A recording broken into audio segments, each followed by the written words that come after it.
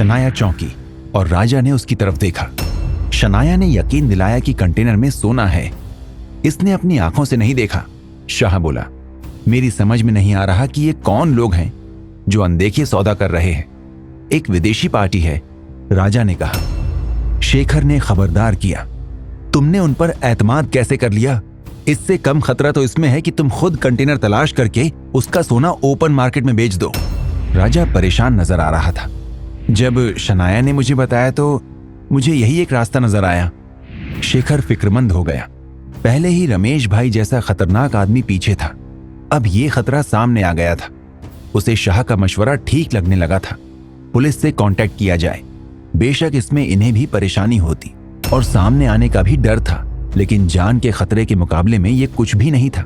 गोदाम में होने वाली घटना के बाद शनाया भी खौफजदा नजर आ रही थी। शेखर ने एक बार फिर उससे बात करने का फैसला किया। राजा को जतिन शाह के पास छोड़कर वो वहां से रवाना हुए। गाड़ी में बैठते ही शेखर ने शनाया से कहा, मेरा ख्याल है कि जतिन सही कह रहा है। पापा, ये आपका ख्याल है। अगर मैं इस मामले से पीछे हट जाती हूं तो क्या होगा? क्या रमेश भाई और दूसरे हमें छोड़ देंगे? हम यहां से चले जाएंगे। शेखर ने दो टूक कहा। रमेश भाई और वो विदेशी गैंग दोनों वहां भी आ जाएंगे। शनाया ने ना में सिर हिलाते हुए कहा, पापा, आप इसमें बिला वजह शामिल हो रहे हैं। अभी आपके बारे में कोई नहीं जानता। आप वापस चले जाइए और मुझे मेरे हाल पर छोड़ दीजिए। अब ये नहीं हो सकता। शेखर ने साफ इनकार किया। मैं किसी भी हाल में तुम्हें छोड़कर नहीं जा सकता। और तुम भूल रही हो कि मैं रमेश भाई से मिल चुका हूं और उसके आदमी ने भी मुझे तुम्हारे साथ देख लिया है। मैं किसी भी सूरत में नहीं बच सकता। शनाया खामोश हो गई, लेकिन उसके चेहरे पर फिक्र के आसार साफ नजर आ रहे थे। अमृता खामोशी से ड्राइविंग कर रही थी। उसने बाप बेटी की बातों के बीच दखल देने की कोशिश नहीं की थी।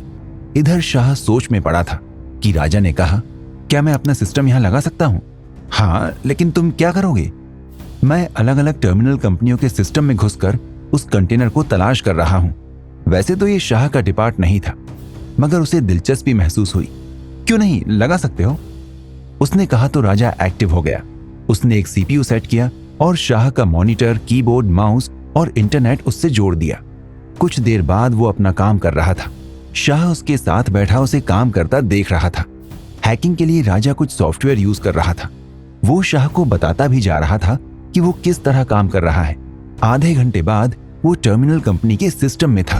वो कंटेनर को उस कैटेगरी में तलाश कर रहा था जिसमें अननोन कंटेनर रिकॉर्ड किए जाते हैं। उसके पास उस कंटेनर की कुछ निशानियां थी और वो हर सिस्टम में जाकर अननोन कंटेनर से वो निशानियां मैच करता था। उसने उसका पेज खोला तो एक कंटेनर का नंबर देखकर चौंक गया।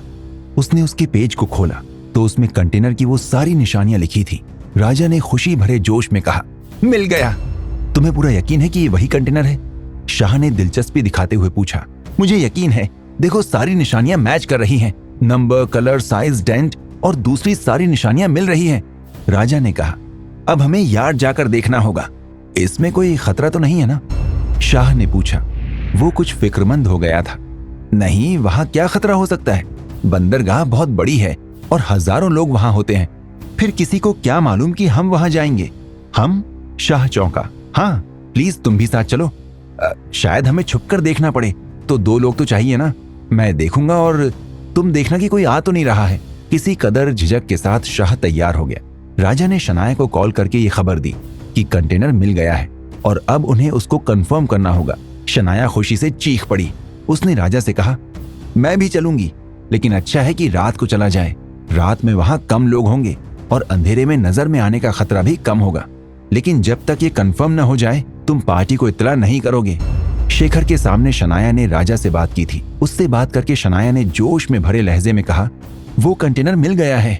वो एक कंपनी के यार्ड में मौजूद है। शेखर अब तक अपने तौर पर राजी नहीं हुआ था। उसे ये काम गलत लग रहा था। बेशक सोना मुजरिमों का था और किसी दूसरे की चीज हथिया लेना जुर्म ही होता है। शेखर ने महसूस किया कि सोने की लालच ने शनाया को अंधा कर दिया था और वो सोने के साथ बड़ा खतरा देखने और समझने के लिए तैयार नहीं थी। ये भी मुमकिन था कि वो बदला लेने की नीयत से बाप की बात मानने से इनकार कर रही हो, मगर उसे सोचना चाहिए था कि वो सोना हासिल करने के बाद क्या करती। क्या रमेश भाई जैसा शक्तिशाली शख्स उसे माफ कर देता? इसका भी पूरा डर था कि वो जिस पार्टी से सौदा कर रही थी वही उसे धोखा दे जाती। 10 करोड़ के मुकाबले में चंद गोलियां यकीनन बहुत सस्ती पड़ती हैं। शेखर ने सिर हिलाया।